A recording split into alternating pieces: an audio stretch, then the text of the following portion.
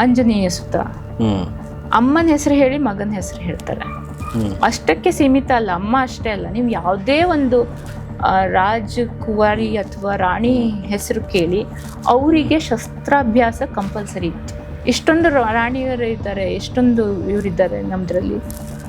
ಕಿತ್ತೂರು ರಾಣಿ ಚೆನ್ನಮ್ಮ, ಝಾನ್ಸಿ ರಾಣಿ ಲಕ್ಷ್ಮೀಬಾಯಿ, ಇವರೆಲ್ಲ ಒನಕೆ ಓಬವ್ವ ಅಂತೂ ರಾಣಿ ಅಲ್ಲ, ಅವಳು ಒಂದು ಸೈನಿಕನ ಹೆಂಡತಿ. ಅವಳಲ್ಲಿ ಅಷ್ಟು ಕರೇಜ್ ಇದೆ. ಒಳಗೆ ಬರುತ್ತಿದೆ ವೈರಿ, ಒನಕೆಯ ಬೀಸಿ ಕೊಂದಳು. ಹೆಣ್ಮಕ್ಳು ಯಾವಾಗ ಎನೇಬಲ್ ಅಂತ ಹೇಳ್ತಾರೆ ಅವರು, ನೀವು 9 to 5 ಜಾಬ್, 9 to 6 ಜಾಬ್ ಮಾಡಿದರೆ ನೀವು ವುಮನ್ ಎಂಪವರ್ಡ್ ಅಂತಾರೆ. ಮೋದಿಜಿ ಮೊನ್ನೆ ಒಂದು ಸ್ಪೀಚಲ್ಲಿ ಹೇಳಿದರು ಒಂದು ಪ್ರೋಗ್ರಾಮ್, ಏನು ನೀವು ನಿಮ್ಮ ಹಳ್ಳಿಗೆ ಏನು ಮಾಡಬೇಕು ಅಂತ ಹೇಳಿದ್ದೀವಿ ಅಂತ. ಯೂಶಲ್ ಆದ್ರೆ ರೋಡ್ ಮಾಡಬೇಕು, ಬ್ರಿಡ್ಜ್ ಮಾಡಬೇಕು, ಅದು ಮಾಡಬೇಕು ಅಂತ ಹೇಳ್ತಾರೆ. ಹೆಣ್ಮಕ್ಳೆಲ್ಲ ಹೇಳಿದ್ರು ನಮ್ಮ ಹಳ್ಳಿಯಲ್ಲಿ ಯಾರು ಬಡವರು ಇರಬಾರ್ದು.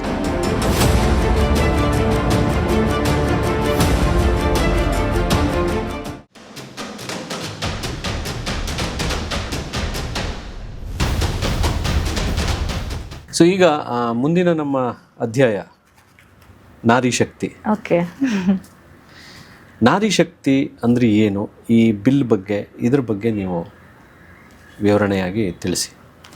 ನಾರಿ ಶಕ್ತಿ ಈಗ ನೀವು ಎಷ್ಟೊಂದು ಕಡೆ ಆಲ್ರೆಡಿ ಓದಿರ್ತೀರ. 2011 ಆಗಿರೋದು ಸೆನ್ಸಸ್, 11 ಆಗಿದ್ದು, ಈಗ 26. ನಮ್ಮದು ಪಾಪ್ಯುಲೇಷನ್ ಎಷ್ಟಾಗಿದೆ, ಅದಕ್ಕೆ ಸೆನ್ಸಸ್ ಮಾಡಬೇಕು. ಸೆನ್ಸಸ್ ಮಾಡಿದರೆ ಅಲ್ಲೊಂದು ನಮ್ಮದು ರೂಲ್ ಕೂಡ ಇದೆ, ಅಂದರೆ ನಿಮ್ಮದು ಬೇಸ್ಡ್ ಆನ್ ದ ಪಾಪ್ಯುಲೇಷನ್ ನಿಮಗೆ ಸೀಟ್ ಅಲೋಕೇಟ್ ಅಂದರೆ ನಂಬರ್ ಆಫ್ ಪಾರ್ಲಿಮೆಂಟ್ಸ್ ಅಂದರೆ ಮೆಂಬರ್ಸ್ ಅಲೋಕೇಟ್ ಆಗುತ್ತೆ ಅಂತ. ಕೆಲವೊಂದು ಕಡೆ ನಮ್ಮ ಅಂದ್ಕೊಂಡಿರೋ ಪ್ರಕಾರ ನಾರ್ತ್ ಕರ್ನಾಟಕದಲ್ಲಿ, ನಾರ್ತ್ ಇಂಡಿಯಾದಲ್ಲಿ ಪಾಪ್ಯುಲೇಷನ್ ಸೌತ್ಗಿಂತ ಜಾಸ್ತಿ ಆಗಿದೆ ಪ್ರಪೋರ್ಷನಲಿ. ಸೊ ಈಗ ನೀವು ಸೆನ್ಸಸ್ ಬೇಸ್ ಮೇಲೆ ನೀವು ಅಲ್ಲಿ ಹೋದರೆ ಅವ್ರಿಗೆ ಸೀಟ್ ಜಾಸ್ತಿ ಆಗುತ್ತೆ, ಸೌತ್ಗೆ ಕಡಿಮೆ ಆಗುತ್ತೆ ಅಂತ. ಅದಕ್ಕೆ ಮೋದಿಜಿ ಏನಂದ್ರು, ಇದೆಲ್ಲ ಬೇಡವೇ ಬೇಡ, ಎಲ್ಲರಿಗೂ 50% ಇನ್ಕ್ರೀಸ್ ಮಾಡೋಣ. 50% ಇನ್ಕ್ರೀಸ್ ಮಾಡಿದರೆ ನೀವು ಆವಾಗ ಸೇಮ್ ಲೆವೆಲ್ಲಾಗೆ ಇರುತ್ತೆ, ಅಂದರೆ ಪವರ್ ಪ್ಲೇ ಆಗಲ್ಲ ಆವಾಗ. ಅದನ್ನ ಮಾಡಿ ನಂತರ ಹೆಣ್ಮಕ್ಳಿಗೆ ಎಲ್ಲರಿಗೂ ಲೋಕಸಭೆಯಲ್ಲಿ ಮತ್ತು ವಿಧಾನಸಭೆಯಲ್ಲಿ 33% ರಿಸರ್ವೇಷನ್ ಕೊಡೋಣ ಅಂತ ಮಾತಾಡಿದ್ದು. ಯಾಕಂದರೆ ಈಗ ನಮ್ಮದು ಭಾರತದಲ್ಲಿ ಇದು ಬ್ರಿಟಿಷ್ ಮತ್ತು ಮುಘಲ್ಸ್ ಬಂದ ನಂತರ ಮಹಿಳೆಯರ ಒಂದು ಪಾತ್ರ ಇದೆ ಅಲ್ಲ, ಬ್ಯಾಕ್ಗ್ರೌಂಡ್ ಹೋಗಿದೆ. ನಾವು ಭಾರತೀಯ ಮಹಿಳೆಯರು, ನೀವು ಯಾವುದೇ ಪುರಾಣ ನೋಡಿ, ಹಿಂದಿನ ಸ್ಟೋರಿ ನೋಡಿ ಮಹಿಳೆಯರು ಪ್ರಮುಖವಾದಂಥ ಪಾತ್ರ. ಈಗ ಕೌಸಲ್ಯ ಪುತ್ರ, ಯಶೋಧ, ಜಾನಕಿ ರಾಮ, ಆಂಜನೇಯ ಸುತ, ಅಮ್ಮನ ಹೆಸರು ಹೇಳಿ ಮಗನ ಹೆಸರು ಹೇಳ್ತಾರೆ. ಅಷ್ಟಕ್ಕೆ ಸೀಮಿತ ಅಲ್ಲ, ಅಮ್ಮ ಅಷ್ಟೇ ಅಲ್ಲ, ನೀವು ಯಾವುದೇ ಒಂದು ರಾಜಕುಮಾರಿ ಅಥವಾ ರಾಣಿ ಹೆಸರು ಕೇಳಿ ಅವರಿಗೆ ಶಸ್ತ್ರಾಭ್ಯಾಸ ಕಂಪಲ್ಸರಿ ಇತ್ತು.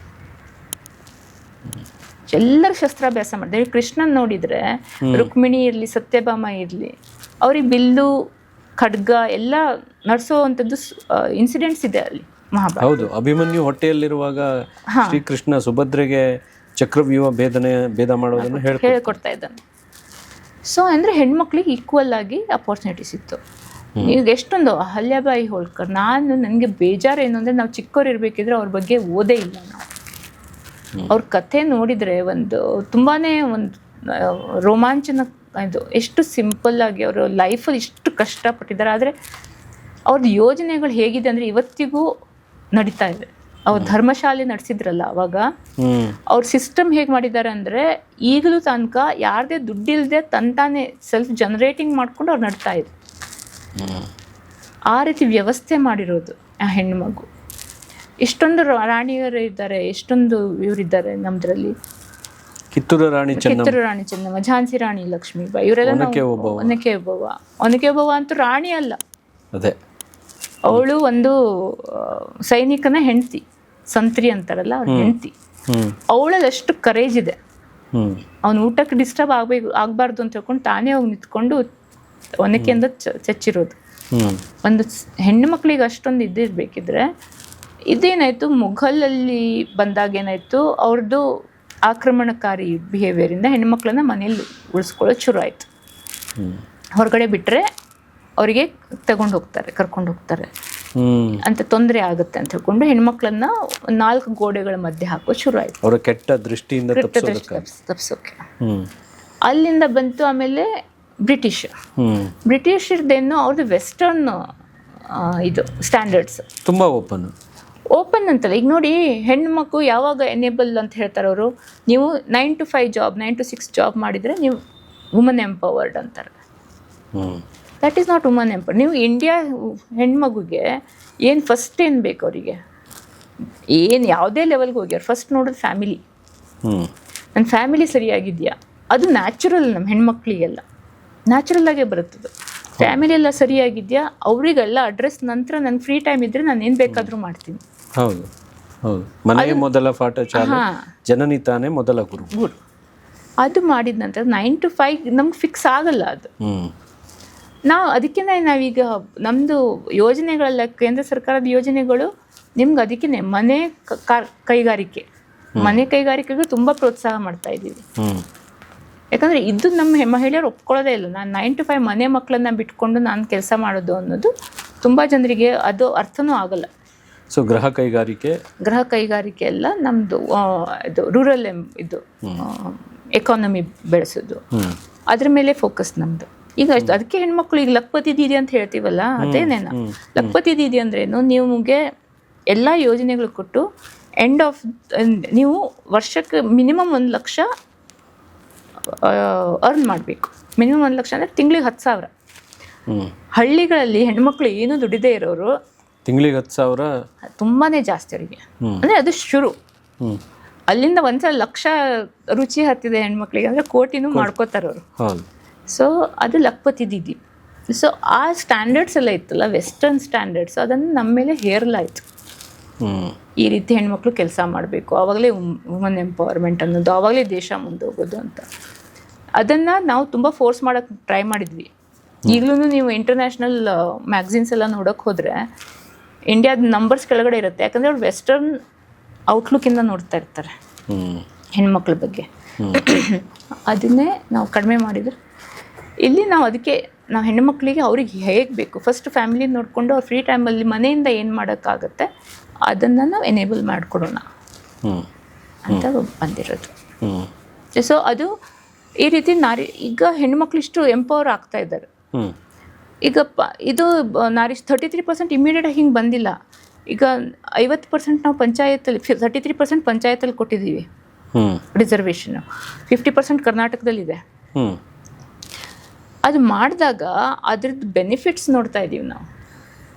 ಹೆಣ್ಮಕ್ಳನ್ನ ರಿಸರ್ವ್ ಕೊಟ್ಟಿದ ನಂತರ ಹಳ್ಳಿಗಳು ಹೇಗೆ ಇಂಪ್ರೂವ್ ಆಗಿದೆ, ಆ ಬೆನಿಫಿಟ್ಸ್ ಇಟ್ಸ್ ಸ್ಟ್ಯಾಗ್ರಿಂಗ್ಲಿ ವೆರಿ ಪಾಸಿಟಿವ್. ತುಂಬಾ ಪಾಸಿಟಿವ್ ಟ್ರೆಂಡ್ಸ್ ಇದೆ ಅದು ಹೆಣ್ಮಕ್ಳು ಆಗಿದ ನಂತರ. ಸೊ ಅದೊಂದು ರೀಸನ್ನು ಹೆಣ್ಮಕ್ಳಿಗೆ ಇದು ರಿಸರ್ವೇಷನ್ ಕೊಡೋದು. ಮೋದಿಜಿ ಮೊನ್ನೆ ಒಂದು ಸ್ಪೀಚಲ್ಲಿ ಹೇಳಿದರು, ಒಂದು ಪ್ರೋಗ್ರಾಮ್, ಎಷ್ಟು ಜನ ನೋಡಿದ್ದಾರೆ ಗೊತ್ತಿಲ್ಲ. ಅವರು ಚೀಫ್ ಮಿನಿಸ್ಟರ್ ಆದಾಗ ಹಳ್ಳಿ ಪಂಚಾಯತಿಂದ ಮೆಂಬರ್ಸ್ ಬಂದ್ರಂತೆ ಹೆಣ್ಮಕ್ಳು ಮೀಟ್ ಆಗೋಕ್ಕೆ. ಅದಕ್ಕೆ ಇವ್ರು ಅಂದ್ರಂತೆ, ಓಕೆ ಏನು ಬೇಕು ನಿಮಗೆ ಅಂತ. ನಮಗೇನು ಬೇಡ, ನಾವು ಮಾತಾಡೋಕೆ ಬಂದಿದ್ದೀವಿ ಅಂತ. ಆಗ ಅವ್ರಿಗೆ ಆಶ್ಚರ್ಯ ಆಯ್ತಂತ. ಅಂದರೆ ಎಲ್ಲರೂ ಬರೋದು ಏನಾದರೂ ಲೆಟರ್ ತೊಗೊಂಡ್ಬರ್ತಾರೆ, ಅದು ಬೇಕು ಇದು ಬೇಕು. ಹೆಣ್ಮಕ್ಳು ಸುಮ್ಮನೆ ಮಾತಾಡ್ತಾರೆ. ಸರಿ ನಾನೇ ಮಾತಾಡ್ತೀನಿ ಅಂತ ಕೇಳಿದ್ರಂತೆ. ಏನು ನೀವು ನಿಮ್ಮ ಹಳ್ಳಿಗೆ ಏನು ಮಾಡಬೇಕು ಅಂತ ಹೇಳಿದ್ದೀವಿ ಅಂತ. ಯೂಶಲ್ ಆದರೆ ನಾವು ರೋಡ್ ಮಾಡಬೇಕು, ಬ್ರಿಡ್ಜ್ ಮಾಡಬೇಕು, ಅದು ಮಾಡಬೇಕು ಅಂತ ಹೇಳ್ತಾರೆ. ಆ ಹೆಣ್ಮಕ್ಳೆಲ್ಲ ಹೇಳಿದ್ರೆ ನಮ್ಮ ಹಳ್ಳಿಯಲ್ಲಿ ಯಾರು ಬಡವ್ರು ಇರಬಾರ್ದು. ಒಂದು ಸೆಂಟೆನ್ಸ್. ಅವರೆಲ್ಲ ಅನ್ಎಜುಕೇಟೆಡ್, ಆಯಿತಾ, ಅವರೇನು ಹೊರಗಡೆ ಪ್ರಪಂಚ ನೋಡಿಲ್ಲ. ನಾ ಹೇಳಬೇಕಿದ್ರೆ ನಂಗೆ ಗೂಸ್ ಬಂಪ್ಸ್ ಬರ್ತದೆ, ನನಗೂ ತುಂಬ ಇಮೋಷ್ನಲ್ ಫೀಲಿಂಗ್ ಬರ್ತದೆ. ಸೊ ಆ ಥಾಟ್ ಪ್ರೊಸೆಸ್ ಹೆಣ್ಮಕ್ಳಿಗೆ ನೀವು ಈಗ ಏನಾದರೂ ಕೊಟ್ಟರೆ ಅವ್ರು ಫಸ್ಟ್ ಏನು ಮಾಡ್ತಾರೆ ಅಂದರೆ ಲೈಫನ್ನು ಹೇಗೆ ಬೆಟರ್ ಮಾಡಬೇಕು, ತನ್ನದು ತನ್ನ ಅಕ್ಕಪಕ್ಕದ್ದು, ತನ್ನದು ಲಾಸ್ಟಿಗೆ ಬರುತ್ತೆ, ಅಕ್ಕಪಕ್ಕ ತನ್ನ ಫ್ಯಾಮಿಲಿದ್ದು, ತನ್ನ ಊರಿನ ಜವಾಬ್ದಾರಿ ಕೊಟ್ಟರೆ ಊರಿಂದು ಲೈಫ್ ಹೇಗೆ ಇಂಪ್ರೂವ್ ಮಾಡಬೇಕು.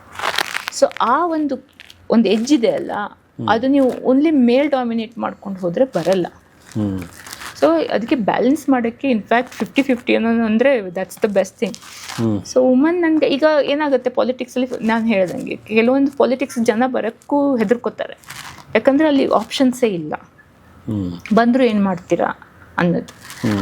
ಈ ರೀತಿ ನಾವು ರಿಸರ್ವೇಷನ್ ಕೊಟ್ಟರೆ ಒಂದು ವುಮನ್ ಎಡ್ಜ್ ಒಂದು ಬರುತ್ತೆ, ಹೆಣ್ಮಕ್ಳಿಗೆ ಒಂದು ಅವಕಾಶ ಸಿಗುತ್ತೆ. ಅವ್ರು ತಮ್ಮ ಅವಕಾಶ ಸಿಕ್ಕಿದಾಗ ತಮ್ಮ ಕೆಳಗಡೆ 101 ಅವಕಾಶ ಕ್ರಿಯೇಟ್ ಮಾಡ್ತಾರೆ. ಅದು ಒಂದು ನಮ್ದು ಹಿಸ್ಟ್ರಿ ಇದೆ. ಹೆಣ್ಮಕ್ಳು ಯಾವಾಗಲೂ ತಮ್ಮ ಹತ್ರನೇ ಇಟ್ಕೊಳ್ಳಲ್ಲ, ಎಲ್ಲ ಪಾಸ್ ಆನ್ ಮಾಡ್ತಾರೆ. ಸೊ ನೀವು 2047 ನೀವು ಸೂಪರ್ ಪವರ್ ಆಗಬೇಕು ಅಂದರೆ ಹೆಣ್ಮಕ್ಳು ಮನೇಲಿ ಕೂತ್ಕೊಂಡ್ರೆ ಆಗಲ್ಲ. ಹೆಣ್ಮಕ್ಳು ಹೊರಗಡೆ ಬರಬೇಕು ಅಂದರೆ ಕೆಲಸಕ್ಕೆ ಅಂತಲ್ಲ, ಅಂದರೆ ಅವ್ರದ್ದು ಸ್ಕಿಲ್ಸ್ ಹೊರಗಡೆ ಬರಬೇಕು, ಅವ್ರದ್ದು ಕಾಂಟ್ರಿಬ್ಯೂಷನ್ ಹೊರಗಡೆ ಬರಬೇಕು, ಅವರು ಎಕನಾಮಿಗೆ ಕಾಂಟ್ರಿಬ್ಯೂಟ್ ಮಾಡಬೇಕು. ಅದು ಪಾಸಿಬಲ್ ಆಗುತ್ತೆ ಯಾವಾಗ ನಿಮ್ಮದು ಹೆಣ್ಮಕ್ಳು ಎಲ್ಲ ಲೆವೆಲಲ್ಲಿ ಇದ್ದಾಗ ಅವರ ಪ್ರಾಬ್ಲಮ್ಸನ್ನು ಅರ್ಥ ಮಾಡ್ಕೋತಾರೆ, ಅವ್ರ ಕನ್ಸ್ಟೆಂಟ್ಸನ್ನು ಅರ್ಥ ಮಾಡ್ಕೋತಾರೆ, ಪಾಲಿಸಿಗಳು ಕೂಡ ಅದ್ರ ಪ್ರಕಾರ ರಚನೆಗಳಾಗತ್ತೆ. ಆವಾಗ ದೇಶ ಒಂದು ಬೇರೆ ಡೈರೆಕ್ಷನ್ಗೆ ಹೋಗುತ್ತೆ. ಆ ವಿಷನ್ ಇಟ್ಕೊಂಡು ಮೋದಿಜಿ ಮಾಡಿರೋದು. ಆದರೆ ಇವರಿಗೇನು ಅಪೋಸಿಷನ್ ಪಾರ್ಟಿಯವರಿಗೆ ಅದರಲ್ಲೂ ನಮ್ಮದೇನೋ ಸ್ವಾರ್ಥ ಇದೆ, ಅವರಿಗೇನು ಡಿಲಿಮಿಟೇಷನ್ ಮಾಡ್ಕೋಬಾರ್ದು. ಅಲ್ಲ, ಡಿಲಿಮಿಟೇಷನ್ಗೂ ಈ ನಾರಿ ಶಕ್ತಿ ಇದಕ್ಕೂ ಏನು ಸಂಬಂಧ? ಡಿಲಿಮಿಟೇಷನ್ಗೂ ಸಂಬಂಧ ಇಲ್ಲ, ಡೈರೆಕ್ಟ್ ಸಂಬಂಧ ಇಲ್ಲ. ಆದರೆ ಏನಾಗುತ್ತೆ, ಈಗ ನೀವು ರಿಸರ್ವೇಷನ್ ತರಬೇಕು ಅಂತ ತಿಳ್ಕೊಳ್ಳಿ. ಈಗ ನಿಮ್ಮದು ನಾನು ಹೇಳಿದ್ನಲ್ಲ ಸೆನ್ಸಸ್ 2011 ಸೆನ್ಸಸ್, ಅದ್ರ ಮೇಲೆ ನೀವು ಡೈರೆಕ್ಟಾಗಿ ತರಕ್ಕೆ ಹೋದರೆ it doesn't serve the purpose. ನಿಮಗೆ ಈಗ ನೀವು ಸೆನ್ಸಸ್ ಮಾಡಲೇಬೇಕು ಬೈ ರೂಲ್. ಈಗ 2026 ಸೆನ್ಸಸ್ ಮಾಡಲೇಬೇಕು. ಸೆನ್ಸಸ್ ಮಾಡಿದ ನಂತರ ಡಿಲಿಮಿಟೇಷನ್ ಆಗಲೇಬೇಕು. ಯಾಕಂದ್ರೆ ಜನಸಂಖ್ಯೆ ಹೆಚ್ಚಾಗಿದೆ, ಹೆಚ್ಚು ಪ್ರತಿನಿಧಿಗಳು ಬೇಕು. Very simple. ಈಗ ನೀವೊಂದು ಬ್ಯಾಂಗ್ಳೂರಲ್ಲಿ GB ಎದಾಯ್ತಲ್ಲ, ಹೌದು, ಅದು ಓಕೆ ಅವ್ರಿಗೆ. ಸೊ ಅದೇ ರೀತಿ ದೇಶಕ್ಕೂ ಅದೇ ಅಪ್ಲೈ ಆಗುತ್ತೆ ತಾನೆ. ನೀವು ಅದು ಮಾಡಿ. ಈಗ ನಾನು ವಿಮನ್ ರಿಸರ್ವೇಷನ್ ತಂದುಬಿಡ್ತೀನಪ್ಪ, ನಾಳೆ ಮತ್ತೆ ಡಿಲಿಮಿಟೇಷನ್ ಬಂತು, ಮತ್ತೆ ನೀವು ಕುತ್ಕೊಂಡು ಹೋಮ್ವರ್ಕ್ ಮಾಡಬೇಕು. ಸೆನ್ಸಸ್ ಮಾಡಿದಂದ್ರೆ ಮತ್ತೆ ಎಲ್ಲ ಎಕ್ಸಸೈಸ್ ಮಾಡಬೇಕು. ನಮ್ದೇನೋ ಆಪ್ಟಿಮೈಸ್ಡ್ ಇದು ವೇ ಮಾಡೋಣ. ಹೆಂಗೂ ಇದು ಆಗ್ತಾ ಇದೆ, ಇದು ಆಗ್ತಾ ಇದೆ. 3 ಆಗಲೇಬೇಕು. ಒಂದು ಸೆನ್ಸಸ್ ಆಗಲೇಬೇಕು, ಡಿಲಿಮಿಟೇಷನ್ ಆಗಲೇಬೇಕು, ವುಮನ್ ರಿಸರ್ವೇಷನ್ ಬರಲೇಬೇಕು. ಇವ್ರು ಏನಂತಾರೆ, ಮೊದಲೇ ವುಮನ್ ರಿಸರ್ವೇಷನ್ ತನ್ನಿ ಅಂತ. ತಂದರೆ ನಾನು ಈಗ ತರ್ತೀನಿ ಅಂತ ತಿಳ್ಕೊಳ್ಳಿ, ಮತ್ತು ಈ ಸೆನ್ಸಸ್ ಮತ್ತು ಡಿಲಿಮಿಟೇಷನ್ ಏನಾಗುತ್ತೆ ಆಮೇಲೆ ಏನು ಪ್ರಯೋಜನ? ಒಬ್ನು ಹೇಳ್ತಾನಂತೆ, ಇದು ಗಿಡ ನೆಡೋದು ಒಂದು ಕಾರ್ಯಕ್ರಮ ನಡೀತಾ ಇರುತ್ತಂತ. ಒಬ್ನು ಕೇಳ್ತಾನಂತೆ, ಒಬ್ನು ಹೊಂಡ ತೆಗಿತಾ ಇರ್ತಾನೆ, ಮುಚ್ತಾ ಇದ್ದಾನೆ, ಗಿಡ ಹಾಕ್ತಾ ಇಲ್ಲ. ಯಾಕೆ ಅಂತ ಕೇಳಿದ್ರೆ ಗಿಡ ನೆಡೋದು ಬಂದಿಲ್ಲ ಅಂತ. ಆಯಿತಾ? ಅಂದರೆ ನಾಳೆ ಮತ್ತೆ ನೀನು ಮಾಡಬೇಕು ಅಂದರೆ ಗಿಡ ನೆಡೋದು ಬಂದರೆ ಮತ್ತೆ ಹೊಂಡ ತೆಗಿಬೇಕು. ನನಗೆ ಕೊಟ್ಟಿರೋ ಕೆಲಸ ಇಷ್ಟು. ನನ್ನ ಹೊಂಡ ತೆಗಿಯೋದು, ಹೊಂಡ ಮುಚ್ಚೋದು ಕೆಲಸ ಕೊಟ್ಟಿದ್ದಾರೆ, ನಾನು ಮಾಡ್ತಾ ಇದ್ದೀನಿ. ಅದೇ ರೀತಿ ಇದು ನನಗೆ ಈಗ ಡಿಲಿಮಿಟೇಷನ್ ಸೆನ್ಸಸ್ ಆಗಲೇಬೇಕು, ರಿಸರ್ವೇಷನ್ ಮಾಡಬೇಕು ಅಂದರೆ ಇದು ಡ್ಯೂ ಇದೆ. ನೀವು ರಿಸರ್ವೇಷನ್ ಮೊದಲೇ ತಂದರೆ ಮತ್ತೆ ಡಿಲಿಮಿಟೇಷನ್ ಆಗುತ್ತೆ, ಮತ್ತೆ ಸೆನ್ಸಸ್ ಆದ ನಂತರ ಡಿಲಿಮಿಟೇಷನ್ ಆಗುತ್ತೆ. ಅದೇ ಮತ್ತೆ ನೀವು ಎಕ್ಸಸೈಸ್ ಮಾಡಬೇಕು ತಾನೆ. ಸೊ ಅದು ಕತೆ. ಸೊ ಅದನ್ನು ನಾವು ಹೇಳಿದ್ರೆ ಅವ್ರಿಗೇನು ಇದರಲ್ಲಿ ನಮ್ದೇನೋ ಸ್ವಾರ್ಥ ಇದೆ ಅಂತ ಅನ್ಕೋತಾರೆ. ಅದರಲ್ಲಿ ಏನೂ ಸ್ವಾರ್ಥ ಇಲ್ಲ, ದೇಶದ ಪ್ರಗತಿಗಾಗಿ ಅಂತ ಎಷ್ಟೊಂದು ಕ್ಲಿಯರಾಗಿ ಹೇಳಿದ್ದಾರೆ ಮೋದಿಜಿ. ಬೇಕಾದ್ರೆ ನಿಮ್ಮ ಕ್ರೆಡಿಟ್ಸ್ ಎಲ್ಲ ನಿಮಗೆ ಕೊಡ್ತೀವಪ್ಪ, ನೀವೇ ತಗೊಳ್ಳಿ, ನಮಗೇನೂ ಬೇಡ. ಯಾಕಂದರೆ 30-40 ವರ್ಷದಿಂದ ನಡೀತಾ ಇದೆ ಇದು ಅಂತ. ಈ ಸಲನೂ ಫೇಲ್ ಮಾಡಿದ್ದಾರೆ. ಬಟ್ ನಮಗೆಲ್ಲರಿಗೂ ಹೆಣ್ಮಕ್ಳಿಗೆ ಒಂದು ಇದೆ ಅಂದರೆ, ಮೋದಿಜಿ ಅವ್ರು ತಗೊಂಡಿದ್ದಾರೆ ಕೈಗೆ ಅಂದರೆ ಮಾಡದೆ ಬಿಡಲ್ಲ ಅವರು. ಈಗೆಲ್ಲ ಮುಂದಿನ ಸೆಷನಲ್ಲಿ ಮಾಡಿಸ್ತಾರೆ. BJPಗೆ ಬಹುಮತ ಇದೆ ಲೋಕಸಭೆಯಲ್ಲಿ, ಆದರೂ ಹೇಗೆ ಇದು ಫೇಲ್ ಆಯಿತು? ಇಲ್ಲ, ಇದೆಲ್ಲ ಅಮೆಂಡ್ಮೆಂಟ್ ತರಬೇಕು. 2/3 ಬೇಕು, 2/3 ಮೆಜಾರಿಟಿ ಇಲ್ಲ ನಮ್ಮ ಹತ್ರ. ಸೊ ಅದು ಆದರೆ ಮಾತ್ರ ಸಾಧ್ಯ ಆಗುತ್ತೆ. ಸೊ ಇದನ್ನು ನಾವು ರಿಸರ್ವೇಷನ್ ಬೇಕು ಅಂತ ಪಾಸ್ ಮಾಡಿದ್ದೀವಿ. ಎಕ್ಸಿಕ್ಯೂಷನ್ ಪಾಯಿಂಟ್ ಇದೆಲ್ಲ, ಅದನ್ನು ಪಾಸ್ ಮಾಡೋಕ್ಕೆ ಕಷ್ಟ ಆಗ್ತಾ ಇದೆ. ಮೇಜರ್ ಬ್ಲಾಕ್ ತಂದಿಟ್ಟಿದ್ದಾರೆ. ಯಾಕಂದರೆ ಅವರಿಗೆಲ್ಲ ಏನು ಗೊತ್ತಾ, ಪರಿವಾರವಾದಗಳು. ಅವರಿಗೇನು ನನಗೆಲ್ಲ ಅಂದರೆ ನನ್ನ ಸೀಟ್ ಹೋದರೆ ನನ್ನ ಹೆಂಡತಿಗೆ ಸಿಗುತ್ತೆ ಹೆಂಗು. ಈಗ ರಿಸರ್ವೇಷನ್ ಮಹಿಳೆಯರೆಲ್ಲ ಬಂದುಬಿಟ್ರೆ ನನ್ನ ಹೆಂಡತಿಗೆ ಪ್ರಾಬ್ಲಮ್ ತಾನೆ, ನನ್ನ ಪರಿವಾರಕ್ಕೆ ಪ್ರಾಬ್ಲಮ್. ಸೊ ಅದಕ್ಕೆ ಬೇಡ. ಯಾವುದೇ ನೋಡಿ, ಎಲ್ಲ ನೀವು ನೋಡ್ತಾ ಇದ್ರೆ ಯಾವ್ಯಾವ ಪಾರ್ಟಿಗಳು ಅಪೋಸ್ ಮಾಡಿದರೆ ಎಲ್ಲ ಪರಿವಾರವಾದಿಗಳು. ಸೊ ಅದೊಂದು ದೊಡ್ಡ ಪ್ರಾಬ್ಲಮ್ ಆಗ್ತಾ ಇದೆ. ಹೆಣ್ಮಕ್ಳೀಗ ಅದೇ ಅರ್ಥ ಮಾಡಿಕೊಂಡು ಅವರು ಅಪೋಸ್ ಮಾಡೋಕ್ಕೆ ಈಗ ಶುರು ಮಾಡ್ತಾ ಇದ್ದಾರೆ. ಯಾಕೆಂದರೆ ಮಹಿಳೆಯರಿಗೂ ಶಾಕ್ ಆಗಿದೆ. ನಾವೆಲ್ಲ ಏನು ಅಂದ್ಕೊಂಡಿದ್ವಿ, ಪಾಸ್ ಆಗೇ ಆಗುತ್ತೆ. ಇದರಲ್ಲಿ ಏನು ಯಾವ ಒಪೋಸಿಷನ್ ಏನು ತಪ್ಪು ಅಂದರೆ ಅಪೋಸ್ ಮಾಡೋಕ್ಕೆ ಏನು ರೀಸನ್ನೇ ಇಲ್ಲ ಅಲ್ಲ. ಹೌದು ಅಂತಕೊಂಡು ನಾವೇ ಆ ಡೈರೆಕ್ಷನಲ್ಲಿ ಯೋಚನೆನೇ ಮಾಡಿಲ್ಲ. ಅಪೋಸ್ ಆದರೆ ಇಲ್ಲ ಫೇಲ್ ಆದರೆ ಏನು ಮಾಡಬೇಕು ಅಂತ. ಈಗ ನಾವು ಇಂಟರ್ನಲೈಸ್ ಮಾಡ್ಕೋತಾ ಇದ್ದೀವಿ, ಈಗ ರಿಯಾಕ್ಷನ್ಸ್ ಬರೋಕ್ಕೆ ಶುರು ಆಗಿದೆ. ಶಾಕಿಂಗ್ ಆ ಒಂದು ಆಘಾತದಿಂದ ಜನ ಜನ ಹೊರಗಡೆ ಬರ್ತಾ ಇದ್ದಾರೆ. ಅಂದ್ರೆ ಇದನ್ನು ಫೇಲ್ ಮಾಡಕ್ ಸಾಧ್ಯನಾ ಅಂತ. So, ಅದು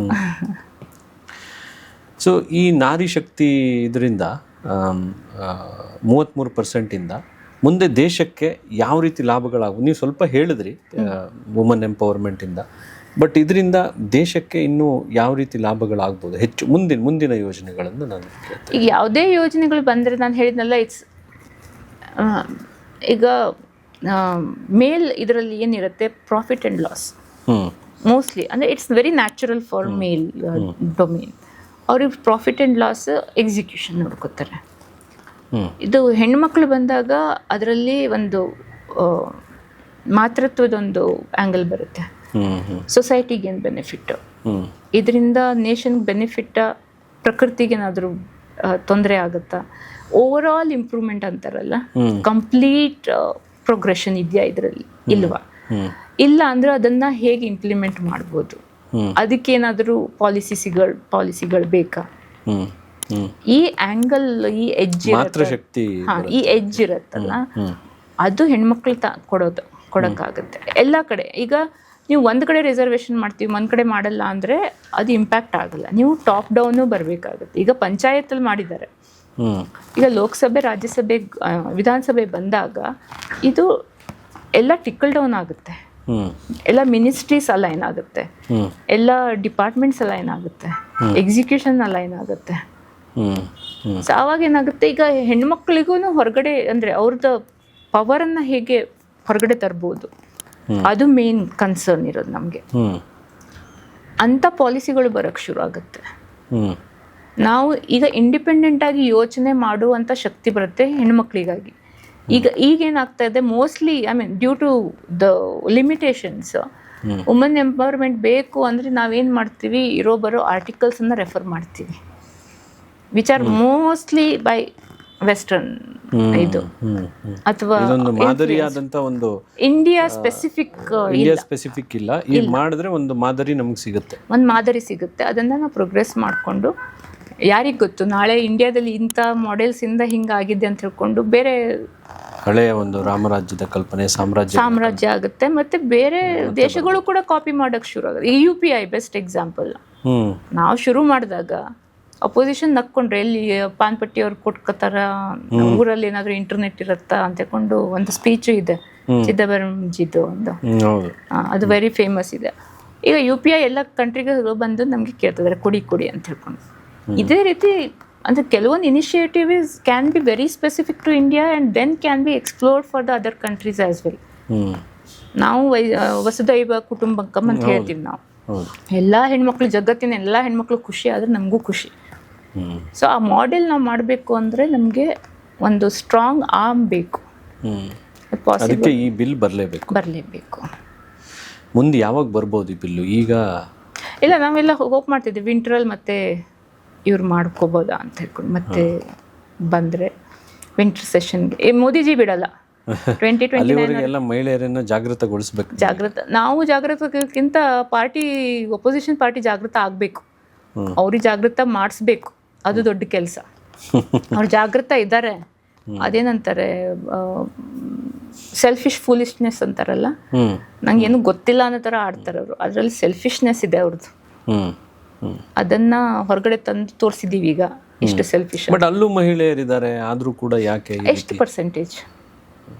ಇಟ್ಸ್ ನಾಟ್ ಬಿಕಾಸ್ ಆಫ್ ಇನ್ನು ಅಲ್ಲೂ ನೋಡಿ, ಮಹಿಳೆಯರು ಮೋಸ್ಟ್ಲಿ ಇರೋದು ಪರಿವಾರವಾದದಿಂದನೇ. ಇಂಡಿಪೆಂಡೆಂಟ್ ಆಗಿ ನಮ್ಮ ಥರ ಈಗ ನಮ್ಮ ಪೂರ್ತಿ ಫ್ಯಾಮಿಲಿಯಲ್ಲೇ ಯಾರೂ ಪೊಲಿಟಿಕ್ಸಲ್ಲಿ ಇಲ್ಲ. ಕಾರ್ಪೊರೇಟ್ ಬ್ಯಾಕ್ಗ್ರೌಂಡು, ಪೊಲಿಟಿಕ್ಸ್ ಏನು ಬ್ಯಾಕ್ಗ್ರೌಂಡ್ ಇಲ್ಲ. ನಮ್ಮಂಥವ್ರನ್ನ ಕರೆದು ನಮಗೆ ಹ್ಯಾಂಡ್ ಹೋಲ್ಡ್ ಮಾಡಿ ಮೆಂಟರಿಂಗ್ ಮಾಡ್ತಾ ಇದ್ದಾರೆ. ಈ ರೀತಿ ಬೇರೆ ಪಾರ್ಟಿಗಳಲ್ಲಿ ತುಂಬ ಕಡಿಮೆ. ನಿಮ್ಗೇನಾದರೂ ಒಂದು ಕನೆಕ್ಷನ್ ಇರಬೇಕು, ಇಲ್ಲ ನಿಮ್ಮ ಪರಿವಾರದಲ್ಲಿ ಯಾರಾದರೂ ಇರಬೇಕು, ಆವಾಗಲೇ ನಿಮಗೆ ಮುಂದೆ ಹೋಗೋಕ್ಕೆ ಸಿಗುತ್ತೆ. ನೀವು ಹೋಗಿ ಜಾಯಿನ್ ಆಗ್ಬೋದು, ನೀವು ಅಲ್ಲೇ ಇರ್ತೀರ. ಸೊ ಅದು ಡಿಫ್ರೆನ್ಸ್. ಮತ್ತು ಈಗ ನೀವು ಇಷ್ಟೊಂದು ಕೆಲಸ ಮಾಡ್ತಾ ಇದ್ದೀರಾ, ಪಾರ್ಟಿಗೋಸ್ಕರ ಇದೆಲ್ಲ ಮಾಡ್ತಾ ಇದ್ದೀರಾ, ಮುಂದೆ ನಿಮ್ಮ ಗುರಿ ಏನು? ಅಂದರೆ MLA MP ಆಗಬೇಕಾ, ಅಥವಾ ಮಿನಿಸ್ಟರ್ ಆಗಬೇಕಾ, ಅಥವಾ ಬರೀ ಪಾರ್ಟಿ? ಯಾಕಂದರೆ ಎಷ್ಟೋ ಜನ ಕೆಲಸ ಮಾಡ್ತಾರೆ, ಕಾರ್ಯಕರ್ತರಾಗೇ ಇರ್ತಾರೆ. ಒಂದಂದರೆ ನನಗೆ ಪ್ರಶ್ನೆ ಇಲ್ಲಿದೆ, ಡಿಲಿಮಿಟೇಷನ್ ಮಾಡಿರೋದ್ರಿಂದ ನಂಬರ್ ಆಫ್ ಸೀಟ್ಸು ಜಾಸ್ತಿ ಆಗುತ್ತೆ, ಅದರಿಂದ ಹೆಚ್ಚು ಜನರಿಗೆ ಒಂದು ಅವಕಾಶ ಸಿಗ್ಬೋದು ಅನ್ನೋದೊಂದು ಆಸೆ ಇದೆ. ಬಟ್ ಈಗ ನಿಮ್ಮ ವೈಯಕ್ತಿಕವಾಗಿ ಒಂದು ಪ್ರಶ್ನೆ ಕೇಳ್ತಾ ಇದ್ದೀನಿ. ನಾನು ಹೇಳಿದ್ರೆ ನಾನು 4 ವರ್ಷ ಅಷ್ಟೇ ಆಗಿರೋದು ಪಾರ್ಟಿಯಲ್ಲಿ. ನಾನು ಅಂದರೆ ನನಗೆ ನಾನು ಕೆಲಸ ಮಾಡೋ ಏರಿಯಾದ ನಾನೇನು ಮಾಡ್ತಾ ಇದ್ದೀನಲ್ಲ ಅದು ನಂಗೆ ತುಂಬ ಖುಷಿ ಕೊಡ್ತಾ ಇದೆ. ನಾನು ಮೊದಲಿನೂ ಅಷ್ಟೇ, ನಾನು ಭಗವದ್ಗೀತೆ ಹೇಳೋದಂಗೆ, ಕೃಷ್ಣ ಹೇಳೋದಂಗೆ ಕರ್ಮಣ್ಯವಾಧಿಕಾರಸ್ತೆ ಮಾ ಫಲೇಶುಕದ, ಎಲ್ಲರೂ ಓವರ್ ಕೋಟ್ ಮಾಡ್ತಾರೆ, ಬಟ್ ನಂದು ಅಟ್ಲೀಸ್ಟ್ ಪಾಲಿಟಿಕ್ಸಲ್ಲಿ ನಾನು ಅದನ್ನು ಇಂಪ್ಲಿಮೆಂಟ್ ಮಾಡ್ಕೊಂಡಿದ್ದೀನಿ. ನನ್ನ ಕೆಲಸ ನಾನು ಮಾಡ್ತೀನಿ, ತುಂಬ ಚೆನ್ನಾಗಿ ಮಾಡ್ತೀನಿ. ನಂಗೆ ಒಂದು ಆಪರ್ಚುನಿಟಿ ಕೊಟ್ಟರೆ ಅಲ್ಲಿ ಮೇಕ್ ಶ್ಯೂರ್ ನಾನು 100 and 200% ಅದಕ್ಕೆ ಕೊಡ್ತೀನಿ. ಆ್ಯಂಡ್ ನಮ್ಮದು ಮತ್ತೊಂದೇನು ನನಗೆ ಒಂದು ಗ್ಯಾರಂಟಿ ಇದೆ ಅಂದರೆ ನಮ್ಮದು ಲೀಡರ್ಶಿಪ್ ಇದೆ ಅಲ್ಲ, ಅದು ತುಂಬ ಚೆನ್ನಾಗಿದೆ. ಅದು ನಿಮ್ಗೆ ಅಬ್ಸರ್ವ್ ಮಾಡುತ್ತೆ, ಅದು ನಿಮಗೂ ಗೊತ್ತಿರಲ್ಲ. ಎಲ್ಲೆಲ್ಲಿಂದನೂ ಅವರು ಫೀಡ್ಬ್ಯಾಕ್ ತೊಗೊಂಡಿರ್ತಾರೆ. ನಾನು ಮಹಾರಾಷ್ಟ್ರದಲ್ಲಿ ಇದ್ದೆ ಅನ್ನಲ್ಲ, ನಾನು ಯಾರು MP MLA ಯಾರಿಗೂ ಭೇಟಿ ಆಗಿಲ್ಲ ಅಲ್ಲಿ. ಅಂದರೆ ನನ್ನ ಕೆಲಸ ಮಹಿಳೆಯರನ್ನ ಮೀಟ್ ಆಗೋದು, ಅಲ್ಲಿ ಅವರಿಗೆಲ್ಲ ಕ್ಯಾಂಪೇನ್ ಮಾಡೋದು, ಅದೇ ಅಷ್ಟೇ ಇತ್ತು. ನಾನು ಯಾರು VIPs MLAs MPs ಯಾರಿಗೂ ಭೇಟಿಯಾಗಿಲ್ಲ ಅಲ್ಲಿ. ಬಟ್ ಇವತ್ತಿಗೂ ಮಹಾರಾಷ್ಟ್ರದಲ್ಲಿ ಯಾರು ಸಿಕ್ಕರು, ಓ ನೀವು ಶಾಂತಲಾಜಿ ಅಂತಾರೆ. ಅಂದರೆ ನೋಡಿ, ಅಂದರೆ ಕನೆಕ್ಷನ್, ಅಬ್ಸರ್ವೇಷನ್ ಎಲ್ಲಿ ಯಾವ ಮಟ್ಟಿಗಿದೆ ಅದು. ಸೊ ನಾನು ಕೆಲಸ ಮಾಡ್ತಾ ಇದ್ದೀನಿ ಅಂದರೆ ನನ್ನ ಕೆಲಸ ಸರಿ ಇದೆ ಅಂದರೆ ನಂಗೆ ಅಪಾರ್ಚುನಿಟಿ ಸಿಗುತ್ತೆ, ಸರಿ ಇಲ್ಲ ಅಂದರೆ ಫೀಡ್ಬ್ಯಾಕ್ ಸಿಗುತ್ತೆ. ನಂಗೆ ಅಪಾರ್ಚುನಿಟಿ ಕೊಟ್ಟಿದ್ದಾರೆ ಅಂದರೆ ಓಕೆ, ನಾನು ಅದರಲ್ಲೇ ಕೆಲಸ ಮಾಡ್ತೀನಿ. ಖುಷಿ ಇದೆ. ಒಂದು ಸ್ಟಾಗ್ನೆಂಟ್ ಅನಿಸ್ತಾ ಇಲ್ಲ, ಯಾಕಂದರೆ ಇಂಡಿಯಾ ಇಷ್ಟು ದೊಡ್ಡದಲ್ಲ, ಒಂದ್ ನಮ್ಗೆ ಕೆಲಸ ಕೊಡ್ತಾ ಇದ್ದಾರೆ. ಎವ್ರಿಥಿಂಗ್ ಇಸ್ ಡಿಫ್ರೆಂಟ್, ನ್ಯೂ ಎಲ್ಲ ಇದೆ. ಜೀವನದಲ್ಲಿ ಏನೋ ಮಾಡಿದೀನಿ ಖುಷಿ ಇದೆ. ಈಗ ನೀವು BJPಯ ರಾಷ್ಟ್ರೀಯ ಮಹಿಳಾ ಮೋರ್ಚಾದ ಸದಸ್ಯರಾಗಿದ್ರಿ, ಹಾಗೇನೆ ರಾಷ್ಟ್ರೀಯ ಮಹಿಳಾ ಆಯೋಗದ ಸಲಹೆಗಾರರು ಕೂಡ, adviser for national commission for women. So ಇದು ಏನು ವ್ಯತ್ಯಾಸ? ಇದು ಪೂರ್ತಿ ಪೊಲಿಟಿಕಲ್. ಮಹಿಳಾ ಮೋರ್ಚಾದ ಕೆಲಸ ಇದೆಲ್ಲ, ಅದು ಪೂರ್ತಿ BJP ಇದು. ಪಾರ್ಟಿಗಾಗಿ ಕೆಲಸ ಮಾಡೋದು, ಪಾರ್ಟಿ ಬೆಳೆಸೋದು, ಪಾರ್ಟಿ ಸಂಘಟನೆ ಮಾಡೋದು, ಪಾರ್ಟಿಗಾಗಿ ಎಲೆಕ್ಷನ್ ಕ್ಯಾಂಪೇನಿಂಗ್ ಮಾಡೋದು, ಅದೆಲ್ಲ ಪಾರ್ಟಿ ಸ್ಟ್ರೆಂಥನ್ ಮಾಡೋದು ಕೆಲಸ ಅದು. ಇದು ಪೂರ್ತಿ ಗೌರ್ಮೆಂಟ್ ಟೈಪ್, ಇದ್ರ ಸೈಡ್, ಗೌರ್ಮೆಂಟ್ ಆಫ್ ಇಂಡಿಯಾ ಸೈಡಿಂದ. ನ್ಯಾಷನಲ್ ವುಮೆನ್ ಕಮಿಷನ್ ಅಂತಂದರೆ ಅವ್ರಿಗೆ ಅಡ್ವೈಸರ್ ಬೇರೆ ಏರಿಯಾದಿಂದ ತಗೋತಾರೆ ಅವರು. ಸೊ ನಾವೊಂದು 12 ಜನ ಇದ್ದೀವಿ. ಒಂದು PV ಸಿಂಧುನೂ ಇದ್ದಾರೆ ಅದರಲ್ಲಿ, ಕಾಲೇಜ್ VCಗಳಿದ್ದಾರೆ, IIT ಮಡ್ರಾಸ್ದು ಡೀನ್ ಇದ್ದಾರೆ, ತುಂಬ ಜನ ಇದ್ದೀವಿ ನಾವೆಲ್ಲ. ಬರೀ ಮಹಿಳೆಯರು ಮಾತ್ರ? ಪುರುಷರು ಇದ್ದಾರೆ ಅಲ್ಲಿ. ನಾವು ಮಹಿಳೆಯರಷ್ಟೇ ಇಲ್ಲ, ಪುರುಷರು ಇದ್ದಾರೆ. ಏನು ಅಂದರೆ ಮಹಿಳೆಯರನ್ನ ಎನೇಬಲ್ಮೆಂಟ್ ಮಾಡೋಕ್ಕೆ ಮಹಿಳಾ ಆಯೋಗಕ್ಕೆ ಏನಾದರೂ ಸಲಹೆ ಬೇಕು ಅಂದರೆ ಅವರಿಗೆ ನಾವೇ ಇಂಡಿಪೆಂಡೆಂಟ್ ಆಗಿ ಕೊಡ್ಬೋದು, ಇಲ್ಲ ಅವ್ರು ಕೆಲವೊಂದ್ಸಲ ನಮ್ಮ ಪ್ರಾಬ್ಲಮ್ ಸ್ಟೇಟ್ಮೆಂಟ್ ಕೊಡ್ತಾರೆ, ಇದು ಹೇಗೆ ಮಾಡ್ಬೋದು ಅಂತ ಸ್ವಲ್ಪ ಸಲಹೆ ಕೊಡಿ ಅಂತ. ನಾವು ರಿಸರ್ಚ್ ಮಾಡಿಕೊಂಡು ಅದರ ಬಗ್ಗೆ ಸಲಹೆ ಕೊಡ್ಬೋದು. ಸೊ ಅದು ಮಹಿಳಾ ಆಯೋಗಕ್ಕೆ ಸಲಹೆಗಾರರು. ಅಂದರೆ ನಾವು ಆ್ಯಕ್ಟಿವ್ ಆಗಿ ಫೀಲ್ಡ್ಗೆ ಹೋಗಿ ಮಾಡಲ್ಲ, ಬಟ್ ಫೀಲ್ಡ್ಗೆ ಹೋಗಿರೋ ಟೀಮ್ ಇದೆ, ಅವ್ರು ತುಂಬ ಚೆನ್ನಾಗಿರೋ ಒಳ್ಳೆ ಟೀಮ್ ಇದೆ. ಆ ಟೀಮ್ಗೆ ನಾವು ಇನ್ಪುಟ್ ಕೊಡ್ತೀವಿ, ಅವರು ಅದು ವ್ಯಾಲಿಡೇಟ್ ಮಾಡ್ಕೋತಾರೆ. ನಾವು ಕೊಟ್ಟಿವಿ ಅಂತ ಇಂಪ್ಲಿಮೆಂಟ್ ಅಂತಲ್ಲ. ಫಾರ್ ಎಕ್ಸಾಂಪಲ್ ಲಾಸ್ಟ್ ಒಂದ್ಸಲ ಡೆಲ್ಲಿಯಲ್ಲಿ ಒಂದು ಮೀಟಿಂಗ್ ಆಗಿತ್ತು, 2 ದಿನದ್ದು ಪ್ರೋಗ್ರಾಮ್ ಇತ್ತು. ಅಲ್ಲಿ ಡಿಸ್ಕಷನ್ ಆಗಿರೋದು ಕಾಲ್ಸ್ ಬರೋದು, ಡಿಸ್ಟ್ರೆಸ್ ಕಾಲ್ಸ್ ಅಂತ. ಆವಾಗ ನಂದು ಸಲಹೆ ಇದ್ದಿದ್ದು AI ಕಾಲ್ಸ್ ಯಾಕೆ ಮಾಡಲ್ಲ, ಯಾಕಂದರೆ ತುಂಬ ಕಾಲ್ಸ್ ಬರ್ತಾ ಇದ್ರೆ ಅವ್ರ ಸ್ಟಾಫ್ ಇನ್ಕ್ರೀಸ್ ಮಾಡೋಕ್ಕೆ ಅವರಿಗೆ ಅಷ್ಟೊಂದು ಬೇಗ ಆಗ್ತಾ ಇಲ್ಲ. ಸೊ ಮತ್ತೆ 24/7 ಮಾಡಬೇಕು, ಡಿಫ್ರೆಂಟ್ ಲ್ಯಾಂಗ್ವೇಜ್ ಮಾಡಬೇಕು. ಅದಕ್ಕೆ ಅದನ್ನು ಬುದ್ಧಿಮತ್ತೆಯನ್ನು ಉಪಯೋಗಿಸಿಕೊಂಡು ಅವರಿಗೆ ಸಾಂತ್ವನ ಹೇಳುವಂತ. ಸಾಂತ್ವನ ಒಂದೇ ಅಲ್ಲ, ಕಂಪ್ಲೇಂಟು ರೇಸ್ ಮಾಡ್ತಾರೆ. ಇದರಲ್ಲಿ complete your master of AI, ನಿಮ್ಮ ಮನೆಯವರನ್ನೇ AI ಬೇಸ್ಡ್ ಮಾಡ್ತಾ ಇದ್ದಾರೆ. ಸೊ ಅದನ್ನು ನಾನು ಸ್ಯಾಂಪಲ್ ಮಾಡಿ ಕಳಿಸಿದ್ದೀನಿ ಅವರಿಗೆ, ಡೈರೆಕ್ಟರಿಗೆ ಕಳಿಸಿದ್ದೀನಿ, ನೋಡಿ ಈ ರೀತಿ ಮಾಡ್ಬೋದು ಅಂತ ಹೇಳ್ಕೊಂಡು. ಇದಕ್ಕೆ ಒಂದೊಂದು ಸ್ಮಾಲ್ ಎಕ್ಸಾಂಪಲ್. ನಂತರ ಅದೇ ಸ್ವಸಹಾಯ ಮಹಿಳೆಯರಿಗೆ ಏನು ಮಾಡ್ಬೋದು, ಅದೇ ಅಲ್ಲೂ ಅಷ್ಟೇ ಒಂದು ಮಾರ್ಕೆಟ್ ಪ್ಲೇಸ್ ಕ್ರಿಯೇಟ್ ಮಾಡ್ಬೋದು ಅವರಿಗೆ. ಅವ್ರು ಹೇಗೆ ಬಿಸ್ನೆಸ್ ಆಕ್ಯುಮೆನ್ ಅವ್ರಿಗೆ ಹೇಗೆ ಹೇಳ್ಕೊಡೋದು, ಅವ್ರ ಭಾಷೆಯಲ್ಲೇ ಹೇಗೆ ಹೇಳ್ಕೊಡ್ಬೋದು, NGOs ಜೊತೆ ಹೇಗೆ ಹ್ಯಾಂಡ್ ಶೇಕ್ ಮಾಡಿಕೊಂಡು ಅದನ್ನು ಮುಂದೆ ತಗೊಂಡು ಹೋಗ್ಬೋದು. ಸೊ ಈ ರೀತಿ ಎಲ್ಲ ಸಲಹೆಗಳನ್ನು ಕೊಡ್ತಾ ಇರ್ತೀವಿ ಅದರಲ್ಲಿ. ಸೊ ನಿಮ್ಮ ಮುಂದಿನ ಅಧ್ಯಾಯ ಯಾವುದು? ಈಗ ಮುಂದಿನ ಅಧ್ಯಾಯ ಗೊತ್ತಿಲ್ಲ. ಜನಸೇವೆ ಮಾಡ್ಕೊಂಡಿರೋ ಜನಸೇವೆ ಅಂದರೆ ಲೈಫಲ್ಲಿ ಏನೇನು ಇಂಟ್ರೆಸ್ಟಿಂಗ್ ಅಪರ್ಚುನಿಟೀಸ್ ಬರ್ತಾ ಇದೆ ಅದನ್ನು ಚೆನ್ನಾಗಿ ಉಪಯೋಗಿಸ್ಕೊಳ್ಳೋದು. ನಿಮಗೆ ಭಗವದ್ಗೀತೆ ಮೇಲೂ ಕೂಡ ತುಂಬ ವಿಶೇಷವಾದಂಥ ಆಸಕ್ತಿ ಇದೆ. ತುಂಬಾ ಇಂಟ್ರೆಸ್ಟಿಂಗ್ ಆಗುತ್ತೆ ಅದು ಓದ್ತಾ. ಅಂದರೆ ನಾನು ಅದು ಒಂಥರ ಕಬ್ಬನ್ನು ತಿಂದಾಗ ಜ್ಯೂಸ್ ಬರುತ್ತೆ ಅಂತಾರಲ್ಲ, ಆ ರೀತಿ ಅಷ್ಟು ರುಚಿ ಆಗ್ತಾ ಹೋಗುತ್ತೆ. ಸೊ ಎಷ್ಟೊಂದು ಸಲ ಬುಕ್ ಪಿಕ್ ಮಾಡಿದ್ದೀನಿ, ಪೆನ್ ಪಿಕ್ ಮಾಡಿದ್ದೀನಿ, ಬರೆಯೋಕ್ಕೆ ಶುರು ಮಾಡಿದ್ದೀನಿ. ಒಂದು ಪೇಜ್ಗಿಂತ ಮುಂದೆ ಹೋಗ್ತಿರ್ಲಿಲ್ಲ, ಒಂದು ಶ್ಲೋಕಕ್ಕಿಂತ ಮುಂದೆ ಹೋಗ್ತಿರ್ಲಿಲ್ಲ. ಬಟ್ ತಲೆಯಲ್ಲಿ ಯಾವಾಗಲೂ ಅದು ರನ್ ಆಗ್ತಾನೇ ಇತ್ತು. ಮೊದಲಿಂದ ಕರ್ಮಯೋಗದಲ್ಲಿ ತುಂಬ ಭರವಸೆ ಇತ್ತು, ನಿಮ್ಮ ಕೆಲಸ ನೀವು ಮಾಡಿದರೆ ಸಾಕು, ಮತ್ತೇನು ಬೇಡ ಅಂತ. ಯಾಕಂದರೆ ಕುರುಕ್ಷೇತ್ರ ಅಂತ ಇದೆ ಅಲ್ಲ, ಅದು ಧರ್ಮಕ್ಷೇತ್ರ. ಅಂದರೆ ಧರ್ಮ ವಿನ್ ಆಗುತ್ತೆ ಅಲ್ಲಿ. ಅಂದರೆ ಗಲಾಟೆ ಆಗ್ತಾ ಇದೆ ಅಂದರೆ ಪ್ರೋಗ್ರೆಸ್ ಆಗ್ತಾ ಇದೆ ಲೈಫಲ್ಲಿ. ಶಾಂತಿ ಇದೆ ಅಂದರೆ ನೀವು ಸೆಟ್ಲ್ ಆಗಿಬಿಟ್ಟಿದ್ದೀರ, ನೀವು ಮುಂದೆ ಹೋಗ್ತಾ ಇಲ್ಲ. ಹೆಣ್ಮಕ್ಳೆಲ್ಲ ಕೋವಿಡ್ ಟೈಮಲ್ಲಿ ಎಲ್ಲ ಕಡೆ ನಾವೆಲ್ಲ ದುಡ್ಡಿಲ್ಲ ಅಂತ ಹೇಳ್ತಾ ಇದ್ರೆ, ಹೆಣ್ಮಕ್ಳು ಮಾಸ್ಕ್ ಮಾಡಿ ಲಖಪತಿ ಆಗಿದ್ದಾರೆ. ಇಷ್ಟೊಂದು ಓದಿದ್ದೀರಾ, ಇಷ್ಟೊಂದು ನಿಮ್ಮ ಪೇರೆಂಟ್ಸ್ ನಿಮ್ಮ ಮೇಲೆ ಎಫರ್ಟ್ ಹಾಕಿದ್ದಾರೆ. ನೀವು ಚಿಕ್ಕರಿರ್ಬೇಕಿದ್ರೆ ಮನೇಲಿ ಕೂತ್ಕೋಬೇಡಿ. ನಿಮ್ಮಿಂದ ಬೇರೆಯವ್ರಿಗೆ ಏನಾದರೂ ಸಹಾಯ ಆದರೆ ಅದನ್ನು ದುಡ್ಡಿಗೆ ಮಾಡಬೇಕು ಅಂತಿಲ್ಲ, ಫ್ರೀಯಾಗಿ ಏನಾದರೂ ಮಾಡಿ, ಹೆಲ್ಪ್ ಮಾಡಿ. ನಮ್ಗೆ ಗೊತ್ತಾಗಲ್ಲ, ಚಿಕ್ಕ ನಾವು ಹೆಲ್ಪ್ ಮಾಡ್ತೀವಲ್ಲ, ಅವರಿಗೆ ಅದು ದಾರಿದೀಪ ಆಗಿರುತ್ತೆ.